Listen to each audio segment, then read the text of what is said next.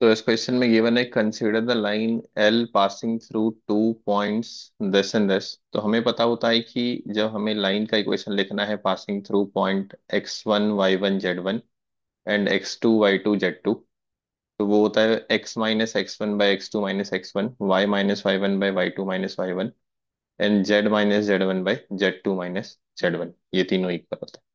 This equation of line passing through two points. और यहाँ पे जो पॉइंट्स हैं इस क्वेश्चन में वो हैं आपके पास 1 2 3 एंड 2 3 5। 1 2 3 एंड 2 3 5, ये दो पॉइंट से एक लाइन पास कर रहा है। तो इसका इक्वेशन हो जाएगा x-1 y-2। इस पॉइंट को हम लोग x1 y1 z1 बोल देते हैं।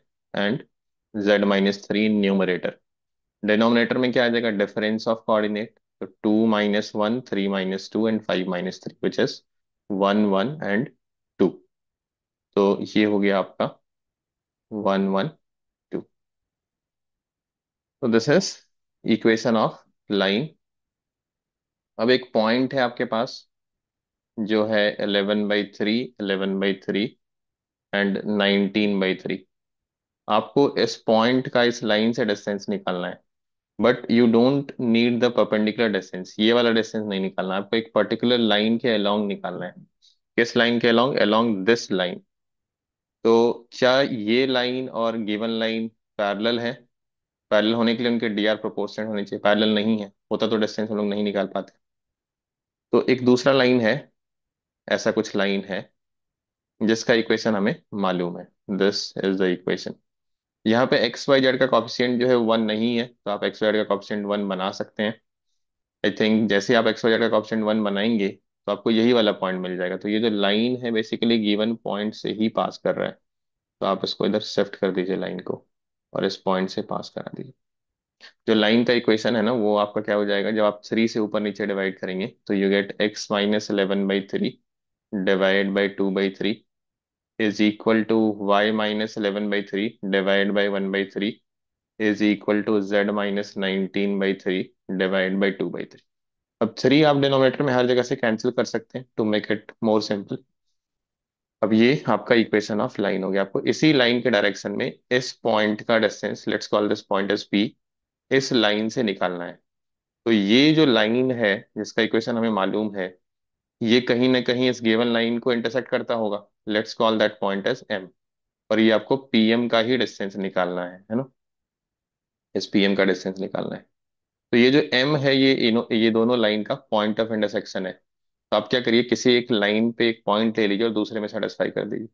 मैं इस लाइन पे पॉइंट ले लेता हूँ by considering it as lambda. तो कोई भी पॉइंट जो इस लाइन पे होगा वो किस फॉर्म का होगा? λ+1, देन λ+2 एंड 2 λ+3। अब ये पॉइंट इस लाइन पे भी आपका सेटिस्फाई करना चाहिए। तो यहाँ पे आप सब्स्टिट्यूट कर दीजिए। तो जैसे आप यहाँ पे रखेंगे आपको क्या मिलेगा? λ+1 -11/3 divided by 2 is equal to λ+2 -11/3 divided by 1। आप तीसरे वाले में भी रखना चाहें तो रख सकते हैं, उससे आपको ये आइडिया लग जाएगा कि गिवन डेटा करेक्ट है या नहीं, या फिर वो दोनों लाइन इंटरसेक्ट कर रहे हैं या नहीं कर रहे हैं। करना ही पड़ेगा उनको, तभी हम इक्वेशन सॉल्व कर पाएंगे। तो आप किसी दो को सॉल्व कर लीजिए। Third is just to check whether the data is consistent और नॉट। यहाँ पे आप क्रॉस मल्टीप्लाई करेंगे तो आपको मिलेगा λ-8/3 is equal to 2 λ। 2 - 11/3 will be -5/3। 2 से मल्टीप्लाई करेंगे तो 10/3। तो यहाँ से लैम्डा की वैल्यू जो आ रही है आपके पास, वो क्या आ रही है? Lambda is equal to 10/3 -8/3। Lambda is 2/3। अब आप 2/3 यहाँ पे रख दीजिए। तो m का जो कोऑर्डिनेट हो जाएगा वो हो जाएगा आपके पास 5/3, कॉमा यहाँ पे आप रख रहे हैं 8/3 एंड 10/3। 1 मिनट, यहाँ पे आप रख रहे हैं तो ये 13/3 हो जाएगा। 3/3। तो ये आपका कोऑर्डिनेट हो गया। Now what do you need? आप डिस्टेंस निकालना चाहते हैं pm का स्क्वायर। तो यहाँ पे आपके पास है p का कोऑर्डिनेट 11/3, 11/3 एंड 19/3। आप इसको यहाँ पे एक बार फिर से लिख दीजिए 11/3 1/3 एंड 19/3। डिस्टेंस फार्मूला यूज कर लीजिए। 3D में भी डिस्टेंस फार्मूला सेम रहता है।